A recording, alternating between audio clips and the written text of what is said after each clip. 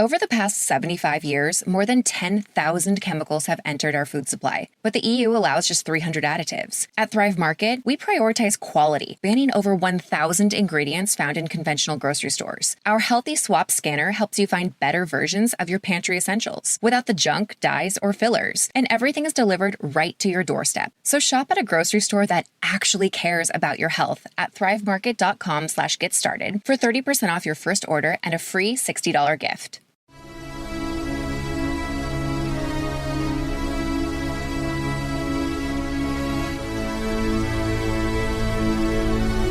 Welcome to the Dynasty Dugout Show, a podcast covering all things minor league baseball. Get a front row seat to the action with everything you need to know about the future stars of Major League Baseball. And now, here's your host, Chris Clegg. What is up, everybody? Happy Monday, February 26th. Welcome to the Dynasty Dugout Show. We are going to talk Pittsburgh Pirates prospects today. A very, very talented system. Pretty underrated system, in my opinion. I am excited to talk about a lot of these arms. I think a lot of them are honestly underrated, but we're going to break them all down today. We got a full slate of spring training action kicking off in about 2 minutes now. So we may discuss a little of that too. And there's an intriguing Pirates pitcher that I'm excited to see what he does, and that's Roansy Contreras, who there's been some good talk about this offseason. Kind of shape is he in? How's the fastball look? Very excited to see what he does and excited about the spring training slate. Obviously, you guys know we've been breaking it down at the Dynasty Dugout every day. If you haven't been reading the Dynasty Digest each morning, I'd suggest checking that out to keep up with everything that you need to know about that previous day's action. It's not just box score stuff. We're not just looking at who performed best, who had the most hits kind of thing. We're looking into pitch changes, like location changes, velo increases, different movement profiles with pitchers, new max exit velocities with hitters, all sorts of things. So it's stuff that's viable, and I think that's good for you guys to know. So check that out each morning. I think we wrote up 18 names this morning. And we also dropped my projected top 25 prospects going into next season, 2025. So that was a lot of fun to do. Eric and I did the Toolshed pod on that topic as well. So be sure to check that out. Let's get into the Pirate system. Enough of that spring training talk. We got some Pirates prospects to talk about, starting with Paul Skeens, who obviously is the big name here. Everybody knows Skeens. Everybody's bullish on Skeens. There's big stuff. He's one of the best college pitchers we've seen in some time. Though I do think that it'll be interesting this year because Chase Burns' Arsenal profile, it's might be better than Skeens, which is very interesting and a lot of fun. We know he had the kind of rough outing last weekend against Dayton, but that's okay. Pitch metrics, all that stuff's still there. What do you get with Paul Skeens? Well, I mean, routinely, he's touching triple digits with the fastball, and I know there was all that clamor, like the fastball sucks, the shape's terrible, like all this. I'll just say it's nonsense, personally, because Skeens is an incredibly talented pitcher. And I know it's a dead zone shape, technically looking at like the IVB and the horizontal movement, which basically what that means is that's a similar, so like 15 inches of IVB and 15 inches of horizontal, that would be classified as a dead zone shape. I don't believe that really affects Paul Skeens, though, because the fastball is so elite. The velo, for one, he has an incredibly flat approach angle. The carry's really good. The arm angle's tough. And the location is just pinpoint. Like, he hits his spot every time. So I don't really care if it's a, quote, dead zone fastball. It's still a really good pitch. You look at what he did last year. He struck out 209 batters to LSU in 122 innings, a 45% rate. He was sitting 50% a lot of the time, which is just wild. He throws a slider that's in the low 90s, which gets a ton of whiffs too. Let me pop up. I've actually got a video. Let me share this video with you guys. We'll watch a little bit of his Double-A debut here. Just a couple of the highlights. You can see the pitches here. The slider is a really good pitch, low 90s, ton of whiffs, good shape. Here's the interesting thing. He didn't need to throw the changeup all that often because it was the other two pitches were so good. The changeup actually metrically might grade out as good as the slider. Like when you look at the changeup pitch data, it's incredibly impressive. So I think he's going to have to develop that changeup a little bit more. He's going to have to work on really just that. I think there's minimal to pick here. I mean, the arsenal's really good. We know the fastball slider's good. The location's really good. The sequencing, that'll be what I want to see. Like when he's throwing, 5-6 innings against professional bats, like what's the pitch sequencing look like? I mean, I just think the upside is just so tremendous here with Paul Skeens. And you watch it, you see it. I mean, it's everything that you want out of an arm. He's incredibly nasty. He has all the stuff. Can he put it together and be an ace? I think that's pretty lofty expectations when we're talking about a pitching prospect who was pitching in college last summer. But he's a workhorse. I mean, he threw over 100 pitches in like pretty much every start. And 3 of his last 5 starts were over 120 pitches, which is absolutely wild to think about. I mean, he was a workhorse. I'll tell you, I was actually surprised that he pitched at all professionally just because of the amount of innings that he did throw in college ball last year. Nonetheless, I mean, really, really good stuff there, what he did. So let's go to our next guy, and that's Tamar Johnson, who really interesting what Johnson did, because when Johnson was drafted, he was talked about like a 70 grade hitter. So people were talking like, man, this guy is a generational hit tool. And interestingly enough, like the profiles changed. Like last year, he was firmly power over hit, which is still pretty wild to me to think about. But pull up the video here. This is some footage I got. You can see behind the plate and the open face, some shots that we got of him here. Big leg kick, wide stance. He gets good bat speed. There's a lot of wrist action in this swing. I saw him several games, actually, and he hit a home run. I got the video somewhere. But he did hit a home run, a big home run to the pool side. He is very small. That's one that knocks against him, but the power is there. I mean, there's no denying that power that he brings to the table. You look at the metrics last year, and that kind of backs it up too. The hit tool, I mean, it's 68% contact and 77% in zone last year, which is honestly not what you'd expect from somebody that got billed as such a high hit tool hitter. He's a passive approach. He's going to take his walks. He's going to play up in an OBP format. So that's obviously a plus there that he does play up in the OBP if you do play in that format. The exit velocities were good. I mean, the average EV was north of 90 miles an hour. The 90th percentile was 105.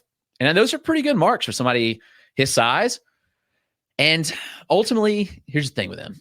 I believe that if the contact rates come back up and the power sticks, that could be a really special profile at second base. I would be very excited to have that kind of profile. I know people are kind of like fading him per se at this point. Like he's not the guy that everybody thought he might be.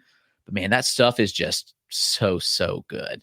As is the stuff for this guy, Bubba Chandler. It's quite a road and journey for Bubba Chandler. I mean, he was an incredible high school athlete. He was going to go to Clemson to play football. We know Clemson's won 2 national titles in recent years. He was going to play quarterback at Clemson, also play baseball. Kind of like the Will Taylor. Will Taylor plays football and baseball at Clemson. I think he finally gave up football, but Taylor was a wide receiver, quarterback in high school. But get the point. Good athletes. He got drafted. The Pirates paid him enough where he decided to sign and not go to Clemson, which I know was a big decision.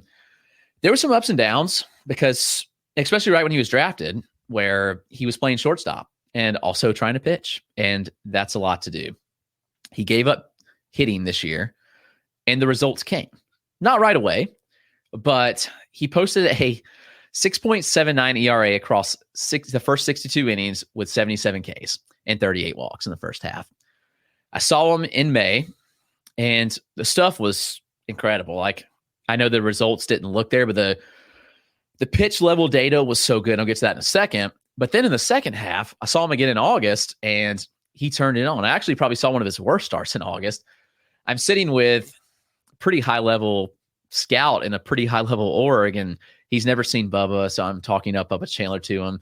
And Chandler's first inning was pretty wild. Like, he was all over the place, and I was kind of embarrassed, but he picked it back up and was really good. So over his final 48 2/3 in the second half, a 1.66 ERA with 51 strikeouts and 13 walks.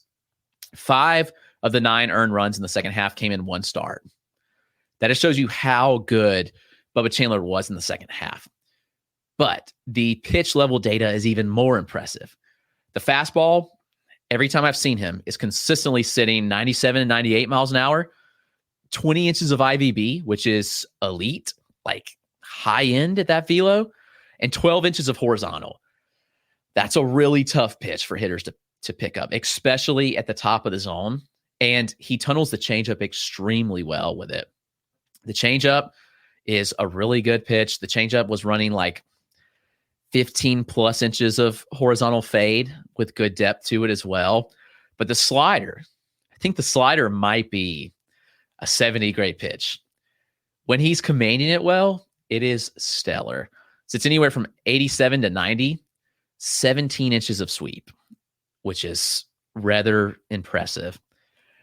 Bubba Chandler gets me really excited. I think he's going to be one of the top pitching prospects in all of baseball by the end of 2024. I think there is some hype catching up with him, but I'm not sure it's quite all there yet.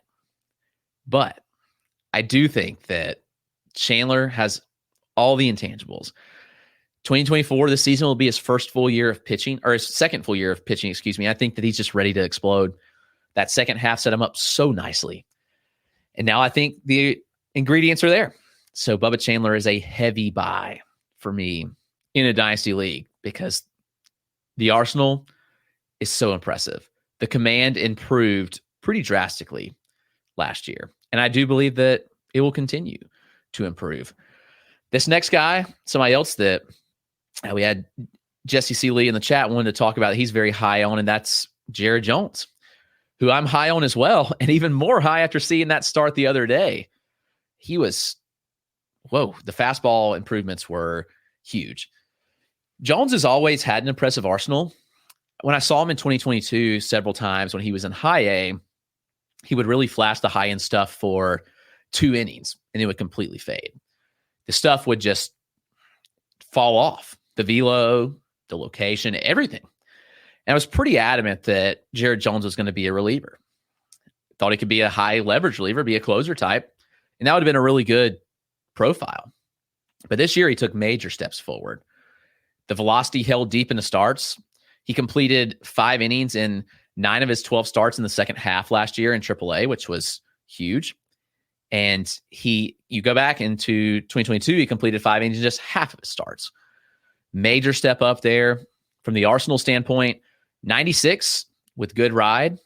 Last year, though, he averaged 15.8 inches of IVB. And this year, I mean, I know it was a small sample, so whether it sticks or not is kind of the question that we all want to know. But you look at what he did the other day, and he averaged 17 inches of IVB. So like an 1.5 inch increase of ride. He topped out at 18.6, which is huge. The fastball averaged 98. That was a step up. Is that going to hold over a whole start? Probably not. But if he sits 96 with 17 inches of ride, pretty good. I mean, he already generated a 17% swinging strike rate against it last year, which is high end for a pitcher on a fastball. And he makes it work. I mean, it's a really good fastball, and I think it's getting even better. Keep a close eye on that, but the slider is a really good pitch too. Sits in the upper 80s. It's more of the traditional shape. He throws a downer curve with high spin rates as well. Take a pause because Yuri Perez is pumping gas, sitting 98, 99 right now. So I'm watching on my other screen. But back to Jared Jones, who I think can be really good too. The changeup. That changeup, he had a new grip on this year, and it paid off major dividends. 12 inches of fading action, 10 inches of IVB separation between the four seam, which I thought was really, really good. So Jared Jones has all the ingredients to be in the rotation. The good news is He's pitched a good bit in AAA. He's ready. And he's better than, I think currently he's better than every pitcher in the Pirates rotation outside of Mitch Keller. You could slot Jared Jones in. You could slot Paul Skeens in right now. Bubba Chandler, I think, still needs a little more work, but those guys are ready. So I am believing that we see Jones get 120 plus innings in the majors this year. If he does not break camp with the team, I just think it's a matter of time. I think maybe we're looking at a month and a half. He's going to be up. Very excited about the Jared Jones potential, and one that I think that could really take off. So give me all the Jared Jones this year. His cost is really low in redraft and maybe even Dynasty. But I'll tell you what, if people keep saying that the Pirates can't develop pitchers, especially at the minor league level, they're wrong, because as I'm just scrolling down the list, my next 4 names to talk about, all pitchers. And the next guy's a pretty crafty lefty, Anthony Solomito, 6'5", 220, tall and lanky lefty. He was in the 2021 draft class with Henry Davis and Bubba Chandler. They gave Solomito a major overslot deal at $2.8 million. He has an incredibly funky release point and arm slot, very Chris Sale-esque. The command comes and goes, but it really improved this year. I even think like Madison Bumgarner, when I watch him pitch, like a very low release point. It's highly deceptive. He hides the ball well. And one of the major sticking points for me this year of pushing him up rankings is that the velocity took a step forward. He was sitting like 90 before, and now he's sitting like 92, 93, like touching 95 more consistently. The slider is a big sweepy pitch. Obviously, at that arm slot, it's really tough to pick up on, especially for lefties. It looks like it's going to hit a lefty and just across the plate, like nasty. The changeup's a distant third offering right now, but it still shows pretty good signs of being at least an average pitch in the low 80s. So that development, I think, will be pretty big and important. And here's another thing. So first 7 starts, 29 innings, he walked 21 batters. And then we look at Solomito, the improvements that he made. The strike rate went way up. He only walked 18 batters over his final 17 starts, which was 80 innings. 3.01 ERA over those final 80.1 innings. And a lot of those starts came in AA, which is really awesome. So you look at a mid-rotation type, maybe an SP3, SP4. He could reach the majors late this year, but I think 2025 is a little more realistic on him. We'll see. Thomas Harrington's another one that I'm just really infatuated with. And I've seen all these guys live, so like having a good comparison point, especially when they were all in Greensboro and seeing them like back-to-back days.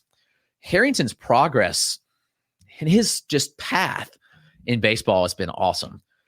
He did not pitch until junior year of high school. He walked on at Campbell, and he was drafted 36th overall in 2022. And he's gotten better every step of the way. Last year, 127 innings pitched, nearly 5 innings per start, which is something that I look at for pitching prospects, like how many innings per start are they throwing?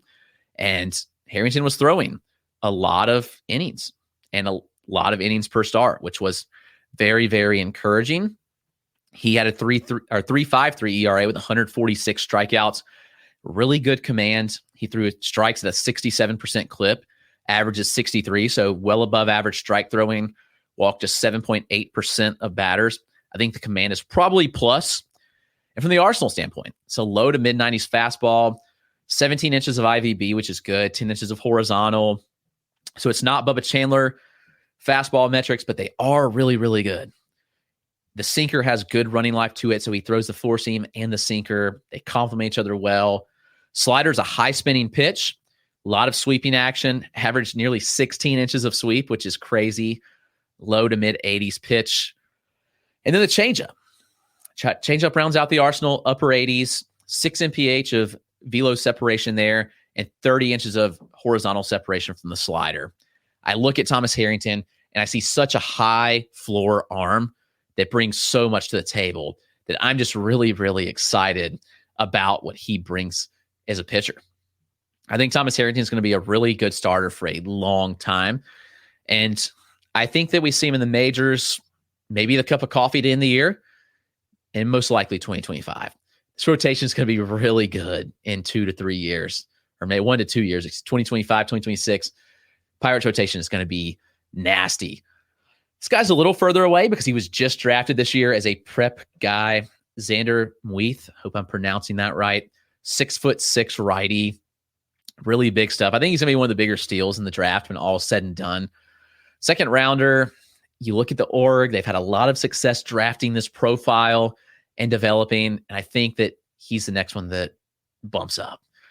Fastball already gets to 96. It's a big extension. It gets on you really quick. I think it plays up well beyond the velo. The changeup plays well off the fastball, nearly 10 miles an hour of separation, low spin rates, which is what you want to see off a changeup. It just dies late and fades away. You look at the slider, low 80s pitch, big spin, average 16 inches of sweep on the showcase circuit from the data that I was able to get. It's a low release height at 6'6". I think it's some deceptiveness. We'll obviously see what he's like once we see him pitch in professional ball, but I think there's a lot of upside here, given the arsenal, given the frame, given the pitch data that I have. Like, it's so good. So just another one. And this guy's pitch data is really good too. Surprise, another arm. That's Braxton Ashcraft, who he is rather good. He was also a stellar athlete, star football player in high school. There's a theme here. The Pirates like drafting these really good athletes. And while it seems like it was a lifetime ago that he was drafted in 2018 in the second round, he played short season ball in 2019. He missed 2020 due to the pandemic, obviously. 10 games in 2021 before he had TJ, missed all of 2022. He bounced back incredibly last year. He made his way to Double-A, posted a 2.39 ERA across 52 innings, 63 strikeouts, 11 walks. So really good stuff there. Fastball's a mid-90s pitch, 18 inches of IVB on it. So really good. Plays well up in the zone. I look at the slider and the cutter. Sometimes I do believe that they blend, but they do generate a ton of whiff. When they separate, when there's some good distinction between them, both are getting whiffs. Sitting 86 to 89. I think that the constant differentiating between these two pitches will be huge. He throws a curveball, good downward movement, 80 miles an hour on that one. So looking at 3 velocity bands and 4 movement profiles here, which I like to see. I know Ashcraft is a little older, but he's got a really good frame. I mean, you look at a 6'5" frame, and considering everything and what's going on, I mean, to come back in 2023 and do what he did is very, very stellar. So I'm in on Braxton Ashcraft for sure. Let's talk about a bat. I know we've talked about a lot of arms, and this one, sadly, may not be the best conversation. It's Nick Gonzalez, who, when he was drafted, was kind of talked about as like the safest hit tools in the draft. And it's sadly one that I've been down on for a long time, because when I saw him, I've seen him like 3 different stints. Like, none of them have really been great. Saw him in high A in 2021, and I got a lot of pushback on this because there was a lot of end zone whiff, especially on high fastballs. We're not talking like elite fastballs. We're talking like 92 mile an hour fastballs up in the zone. Got the data on him. Oh man, it was really bad. People were like, oh, he'll figure it out. But I was highly concerned. And it's not to toot my horn by any means, but I was very concerned about Nick Gonzalez kind of from the beginning. When I first got my eye on him and just saw those whiffs, you can go back and check the Twitter feed, just search my name and Nick Gonzalez. And there's a lot of clips of him getting whiffs, a lot of whiffing. And I was literally posting, I'm concerned. The hit tool was not panned out at all. The zone contact rate, 76.5%. It was very improved from 2022, which is wild. That's still a major issue though. Like, that's 30 grade in zone contact numbers. The overall contact rate was below 70%. And he did actually have a bounce back last year. I mean, you look at the AAA numbers, 281, 379, 507 with 14 home runs. Not so bad. The whiff rates are not good. The exit velocities are below average, 87.4 MPH average, 102.5, 9th percentile.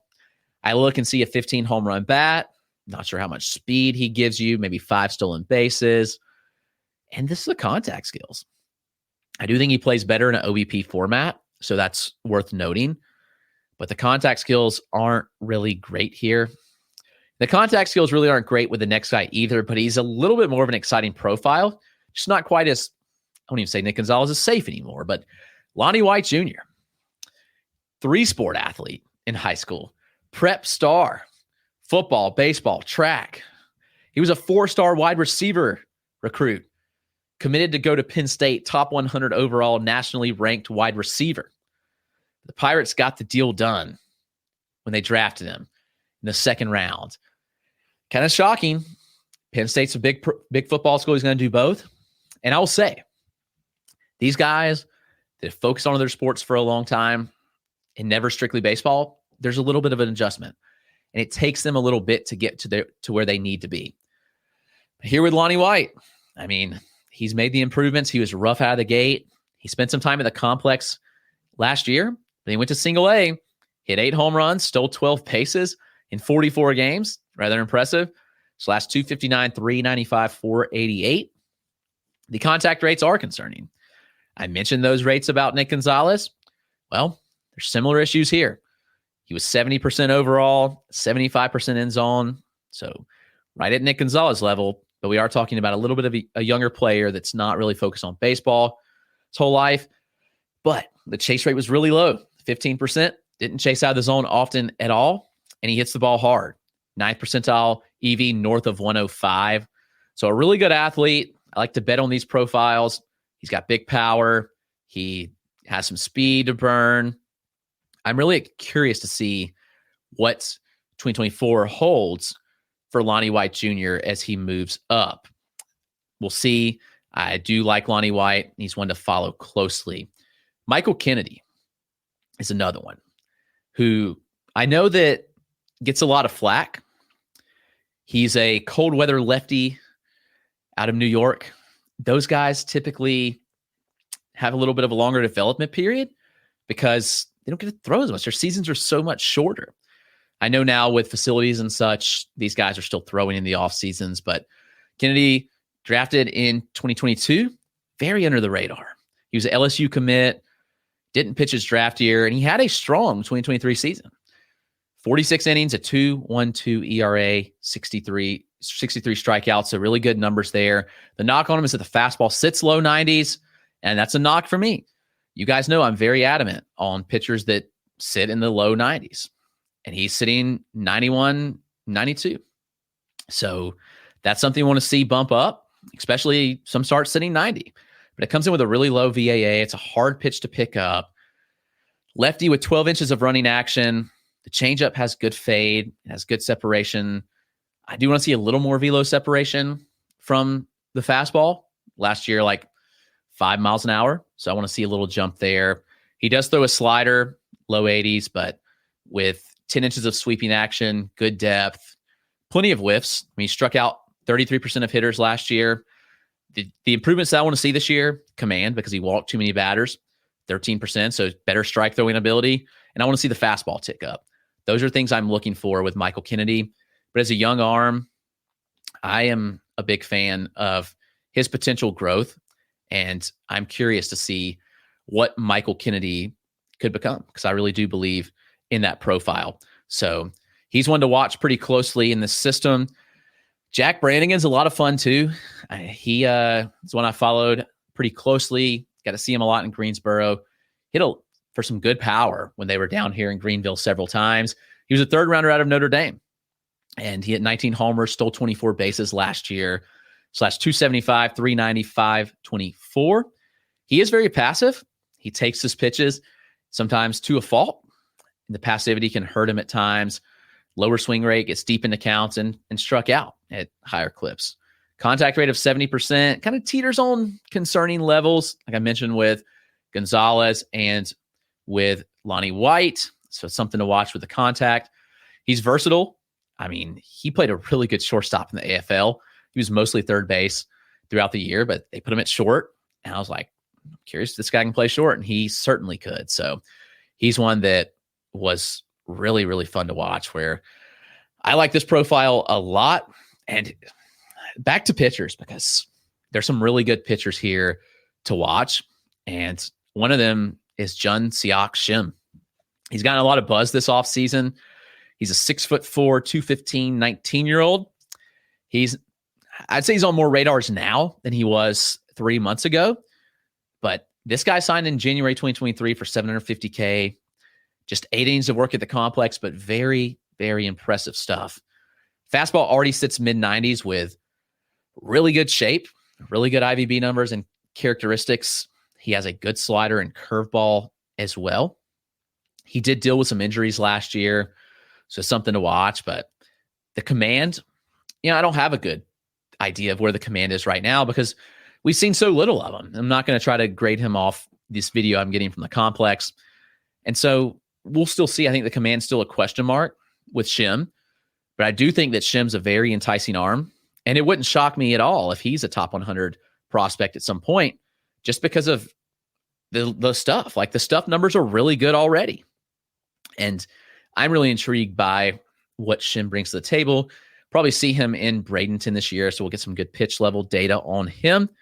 He's a fun one. Hunter Barco, another arm. Just a lot of arms in this system, and a lot that I think could pan out. He was a lefty out of Florida. He was selected out of high school in 2019, went to Florida, raised his draft stock, went in the second round. Unfortunately, injuries kept him out after being drafted, and a lot of last year too. Just 18 innings in 2023, but he did flash some solid stuff. Struck out 36% of hitters, walked just 7.5%. Fastball does sit in the lower 90s, but it's a sinker with good sinking action and run, arm side run on it, 15 inches of run. So you like to see that. Changeup plays pretty well off the sinker, actually. You want to see a little more velo separation, like we talked about with Kennedy. Changeup set 87, but with 17 inches of fading action. Slider, really firm plus pitch, going the opposite direction. Fills the strike zone through 67% strikes last year, limited walks. I do think that if Barco can see the fastball tick up to 93, get a little more velo separation between that and the changeup, then it's going to be one that is really intriguing. And I think then you see 3 potential above average pitches or better. I think there's a starter in the profile long term due to the strike throwing ability. There's so many strikes, and we'll see ultimately how the arsenal develops, and can he miss enough bats with the fastball to make it work. Let's talk 2 very high contact hitters that they drafted last year. 2 fun names in Mitch Jebb and Garrett Forrester. Now, Jebb, out of Michigan State, he was second rounder, had a really strong career in Michigan State. For his career, /327, 413, 464, all backed by the contact rates. 88% in zone and 92% overall. Those are super, super elite contact rates. No surprise. Very patient hitter, doesn't chase out of the zone often. 18% in college, 22 in pro ball. Here's the crazy thing. The contact skills got even better in pro ball last year. 95% in zone contact, which is huge. That was very encouraging for me to see that those rates stuck. It's like, man, this guy might just be it. He's not going to provide a ton, I don't think, like talking power and speed, but he's a safe floor contact hitter. He had just 7 home runs in 147 collegiate games and just 153 pro plate appearances. The exit velocities were decent with metal, 87 average, 104 90th, but they did take a decent hit with wood bats, 82 mile an hour average, 97 9th percentile. So might be closer to 20 grade power here. But if all develops and clicks, he does have some sneaky speed. He has a really good contact and really good OEP skills. As is this other guy, Garrett Forrester. Now, Forrester also had a really good career, Oregon State. He showed out. He did a lot of things well. He doesn't really get talked about that often. His contact rates, really good, and one of the lowest chase rates in college baseball last year at 11.5%. He made contact in the zone 86% of the time. Not quite Mitch Jebb levels, but the chase rate was so low that this is a really, really good profile as far as like OBP skills. So that was something that really stuck out to me too.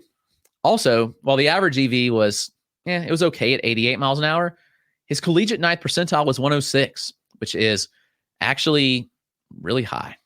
I mean, it's like a 55 to 60 grade. You see him take a hit with wood, but ultimately, like, I think that this kind of profile is actually pretty interesting and one that could succeed as he moves up levels. The contact, the high floor for OBP, like he's not going to chase that often. I don't know. I mean, I know you see regression with metal bats, but Forrester's actually a sneaky prospect that doesn't really get talked about all that often. Really good hard hit rates in college, 46% last season. Oregon State with good launch angles too. So that's encouraging to me to see that kind of profile. And I don't know. We'll see where it goes. But for Jeb and Forrester, guys that I do like. This next guy, similar kind of profile, let's say, in Sung-Chi Chang. He's a versatile infielder, played across the diamond, smaller, 5'7" profile. But that does not mean he can't put a charge into a baseball. I've seen it. I watched him hit some pretty big home runs in Greenville. Kind of threw me off guard. Like I knew that obviously the stats, like I'd seen, like, okay, this guy hit for some pace, hit for some homers. And I didn't expect like I saw him 6-7 games last year in person. It was like the ball really jumps off this guy's bat. A lot of contact, 80% overall, 84% in zone last year. So that's what you love to see. Career slash of 279, 375, 445. So he's hit his entire pro career. The exit velocities are okay, but I do think there's 15 to 20 home run pop in this bat. I've seen it. The pull side, it's there. Maybe not to the opposite field, but to the pull side, really, really good. He has sneaky speed, stole 33 bases in 2022, and then 26 in 2023. So the speed's there. The base running ability, really, really good. I do think he's kind of a versatile hit tool specialist type, but there's a lot to like in this profile. Let's go to Jace Bowen in the outfield. He's kind of the opposite. He's a very aggressive hitter, high swing rates, 72% contact last year, which is solid. It's fine. Like average, minor league average, I think 73% last year. And between high A and double A, stole 26 bags, hit 26 home runs, slash 255, 327, 467. This guy plays with a high motor at all times too. While he will hit the ball of the park, saw him have an inside the park home run in the AFL, and he was boogieing around the bases. I mean, while like certainly there was some like misplayed balls, I actually think it was hit to center where Victor Scott was, who's like a really elite center fielder. I think he just misplayed it a little bit on this line. But I still really believe in Bowen's ability just to play with a high motor, to play up with power speed, even with the lower contact rates. So Bowen's interesting. He plays some center field. He moves pretty well out there. Played some first base. I've seen him play both. We'll see where he lands, but the power and speed are fun. The question is, will the contact skills improve there? Mike Burrows.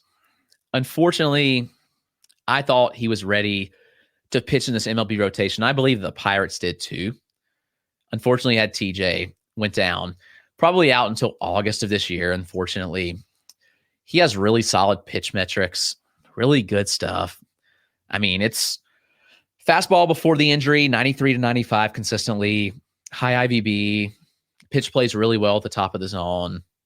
The changeup has really nice fading action in the mid to upper 80s. He throws a curve and a slider, two distinct pitches, two separate velocity bands, curve, high spin rate, good downward action, a lot of swing and miss and chase. Slider, more of horizontal, but mid 80s type pitch.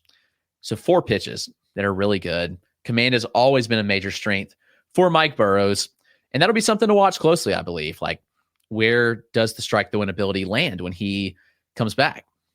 And I don't know. We'll see. Though you always have those questions about these TJ guys of where is the strike throwing, where is the arsenal upon return? So it's a question mark there that will have to be answered. Unfortunately, we'll miss a lot of this year. Jackson Wolf, on the other hand, made the majors last year. It was for one start, but he was traded from San Diego to Pittsburgh for Rich Hill and G-Man Choi. So I think that the Pirates actually made out really well here in this trade. He's 6'7". When you think of a big guy, you think of a big fastball, but his fastball actually sits in the upper 80s to low 90s.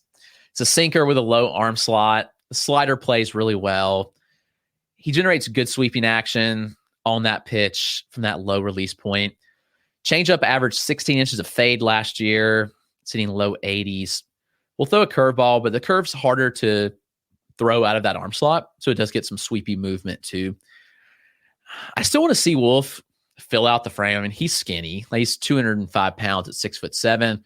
He does need to add a little weight and velo to be a major league starter. I'm not ruling that out. I think there's a possibility, but there's also a chance that he could be like a long reliever type. But we'll see how it all pans out for him. Talk about some younger bats. Go to the DSL and see, actually DSL, and he was at the complex last year. That's Johnny Severino, who was originally signed with the Brewers, and then he was traded to the Pirates for Carlos Santana. These upside shots, I think, make complete sense for the Pirates to do to make these kind of trades. So they got here a good upside shot with Johnny Severino, a 19-year-old shortstop. He's aggressive. He's free swinging. He shows some chase, but also some pretty good stuff. At the complex level this season, hit 5 home runs in 63 plate appearances and stole 7 bases. So there's some juice, there's some speed, and there's questions about the contact. I think he's young. He can still develop, but I think that Johnny Severino is one that I'm keeping a close eye on, is one that could increase his stock pretty significantly because he has shown some good ability in the field, may stick up the middle, the power, the speed. Just the one question mark. Can he make enough contact? And I think that there's still a chance that he bounces back and does that. So another one, Manuel Torrero. That's E-N Manuel Torrero, Terrero. If you're looking him up on a platform, anything of that nature, he had a good 2023 season. He posted a 266, 368, 409 slash in single A Bradenton, 8 home runs and 21 stolen bases in 80 games. He signed back in 2019 for $600K. And you're like, this guy's a little old for the level. He's just completely thrown off by the fact that he started so late because there was no ball in 2020. He didn't play right out of the gate in 2019. He was 2 years late to starting the DSL when he should have been. Smaller stature at 5'11", but he gets to power. He had a 104 mile an hour 9th percentile last year. That is already above MLB average. The average EV was a bit lower at 86 miles an hour. I think that there's maybe some limited power upside due to the high ground ball rates. 54% last year. Contact rates were good, 85% in zone, but 72%, overall. So some chase out of the zone and some swing and miss out of the zone too. That's something to keep an eye on there. That's in Manuel Torrero. He should be in high A, maybe move to double A this year. So this next guy, Shaylin Polanco, who was a big international signee back in the day, signed for $2.35 million. I say back in the day, it was 2020, 2021 class. So technically January of 2021, but he was supposed to be the summer of 2020. That obviously all got pushed back due to the pandemic, but he was nearly half of the Pirates allotment that year. Very aggressive. One of the more aggressive swingers in the minor leagues at a 55% swing rate. And he had a zone contact rate of 75%. So when you're a free swinger, naturally you're going to chase. You chase 38% of pitches out of zone. You want to be 30% or under. So that's upper tier chase rate. That's something that I think needs to be worked on and improved. He does counteract it with an 81% in zone contact, which is encouraging. So you like to see that. It's still a little below average, but it's better compared to the overall of 67%. He does hit the ball hard. He hit 12 home runs last year, had a 9th percentile of 103.5, so right at MLB average already, 19 years old, with a little lift in the swing, less ground balls. There's probably more power, and there's probably more batting average too. So he is one to keep a pretty close eye on here in this system. There's a couple other of upside plays that I'm looking at. And one of those is Yordany De Los Santos, who I really liked coming into the year, and he did not have the year that you want to see at all. At the complex level, he was very good. 328, 397, 463. Struck out 14% of the time. He was promoted to single A Bradenton, 184, 322, 256 slash. 1 home run in 153 plate appearances. Not good at all. The contact rates were poor. He was very passive. When he did swing, he whiffed. 70% end zone, 60% overall. Very bad. The EVs, not so great. 100 mile an hour ninth and an 84 mile an hour average are both below average. Probably even like 30 grade power. He is a really good athlete. I bet on athletes all day long. He has shown some power in the past. The EVs this year were weird, and I wonder if something was going on. I really do believe that there was something going on with him in single A because there was a big drop in the metrics. We'll see. This could be a pretty telling year with him. Dario Lopez, unfortunately, missed pretty much all of last year, injured his knee, had surgery. 2022 was a really good year. 19 home runs and a 286, 329, 476 slash out of Dario Lopez. But, I mean, he spent last year injured. He didn't play. The data was good in 2022. Good pop, some decent contact. So it's really hard to know what kind of form he returns to this year. But I will keep a close eye on Dario Lopez because I do think there could be a little more here. But time shall tell. Patrick Riley is one I want to hit on. He is a right-handed pitcher out of Vanderbilt, which Vanderbilt produces some really good players, as we know. One of the top programs in the nation. So obviously, when you look at what Patrick Riley did, you're like, this guy's no good at all. Because honestly, the numbers weren't great. I mean, he had a 5.25 ERA across 144 innings at Vanderbilt. 28% career strikeout rate. Command was the issue. 14% walk rate. The Arsenal, the pitch level data, really, really good, actually, when we look a little deeper under the hood. Fastball set 95, 19 inches of induced vertical break, slider mid-80s, 2,600 RPM to 2,700. So really good like movement profile as well. So that profile is like, okay, this is pretty good fastball slider. And then he mixes in a changeup too. Similar velo band as the slider, but 14 inches of fade. So going the opposite way, throws a mid-90s cutter as well. I do think there are some relief pitcher concerns here just due to the fact that he can't throw strikes at a high enough clip. So it's worth watching pretty closely, in my opinion. But I will say at least the pitch level data was really good with Patrick Riley. So keep an eye on him. A couple more quick hits. Axial Plaz, who is a catcher. He's one that's short, kind of strong. It'll be his age 18 season. He's always been really young. He was hurt in 2023. He just turned 18 last August. He probably plays at the complex again, maybe some single A at the end of the year. He's one that, man, I really believe in the power. He's shown really big power potential in the past. And I really hope that we see him healthy this year just to kind of see what he's capable of, because there were some big exit velocities in the DSL the previous season. And that right there is something that, you know, when you get the exit velocities from a 16-year-old, he's posting 110 pluses, like, all right, we better keep a close eye on Axial Plaz. So we'll see what he does. Hopefully it's a fully healthy year for him in 2024. And I am pretty excited about him. There's a lot of names that we could go over. Estar Suero, I'd keep a close eye on him. He was one that was traded to Pittsburgh as well. He came over from the deadline in the Jackson Wolf deal. So another upside play here. There were some pretty rough numbers when he came over, but switch hitter, big frame at 6'5", like a lot of projection on it. There could be some power, good athleticism. So we will bet on that profile. If you have any other names, feel free to drop them in the chat. If you're on playback, I'll be glad to answer any of your questions. But I think that's going to wrap it up. This has been the Monday, February 26th edition of the Dynasty Dugout Show, as we have broken down the Pittsburgh Pirates farm system.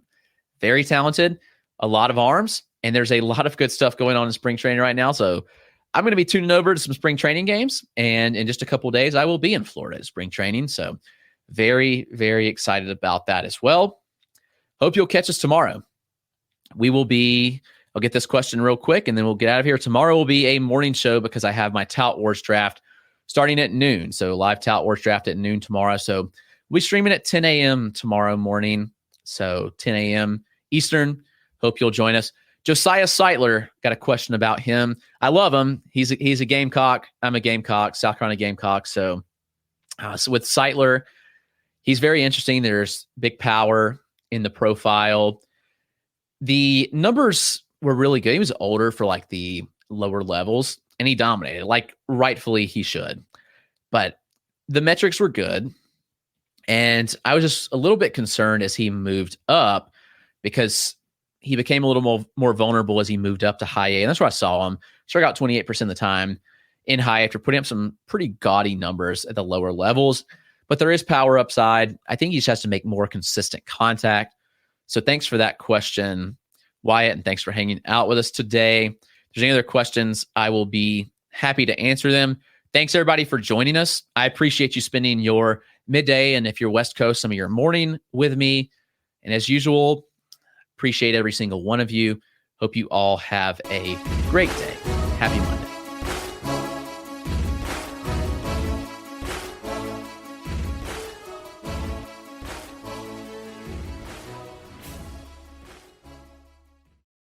If you're a maintenance supervisor for a commercial property, you've had to deal with everything from leaky faucets to flickering light bulbs. But nothing's worse than that ancient boiler that's lived in the building since the day it was built, 50 years ago. It's enough to make anyone lose their cool.